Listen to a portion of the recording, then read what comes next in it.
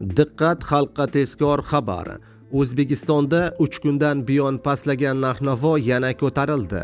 Barcha fuqarolar tezda xabardor bo'lishingiz shart. Assalomu alaykum, hurmatli tomoshabinlar. Tezkor yangiliklardan birinchilardan bo'lib xabardor bo'lishni istasangiz, videorolik ostiga like tugmachasini bosib, kanalimizga obuna bo'lishni unutmang. Like bosgan insonni Xudoyim doim qo'llasin.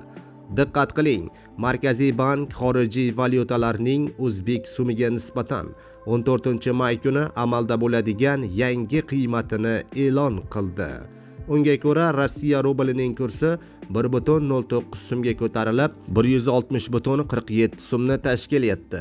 Yevro kursi 28.64 so'mga oshib, 14.367 so'm bo'ldi. AQSh dollarining kursi 39.72 so'mga ko'tarilib, 12.935 so'm bo'ldi, deyiladi ma'lumotda. Aziz do'stlar, xabarimiz keng tarqalib, barchaga yetib borishligi uchun like tugmachasini bosib qo'yishni unutmang.